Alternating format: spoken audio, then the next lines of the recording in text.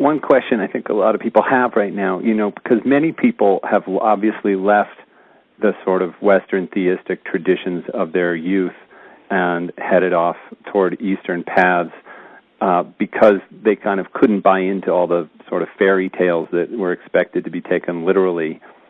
And then they were surprised to find much of that, the same kind of fairy tales running through the Buddhist lore. So do you feel that Buddhism should evolve away from its more mythic elements as we're, moving into this postmodern and beyond kind of I don't know wave if it should. I mean, it is. History will decide, and already has decided, as far as I can tell. Western or modern Buddhism is much less cosmological and mythological and more practice-oriented and psychologically astute rather than belief or ritual-oriented, and so on.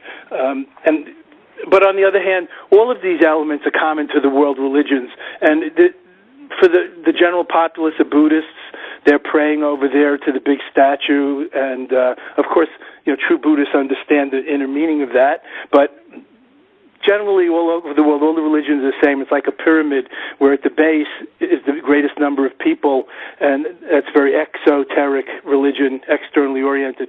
And as you ascend towards the peak, we get towards the transformative mysticism, where it seems most of or all of the mystics and sages throughout the ages agree.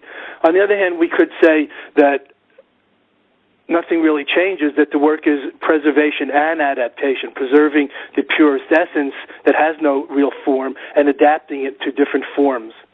Let me give you an example which will not be foreign to you. Like meditation is usually thought of as something we do with our legs crossed and our eyes closed and sitting quietly. But it's really a gesture of awareness, so it can be done in any posture.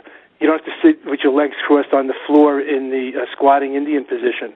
You can do it in a chair, you can do it standing up, and by extension, walking meditation, or any other way where you apply intentional awareness or mindfulness to the present moment. So in that way, maintain the essence of the meditation without necessarily the physical form.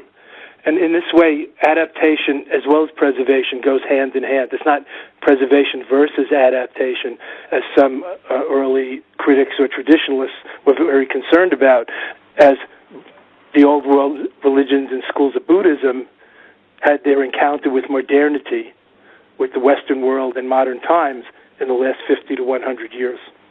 So you're saying the essence can be preserved even as the form evolves? Yes, just as different candles burn down, but the flame can be passed from candle to candle.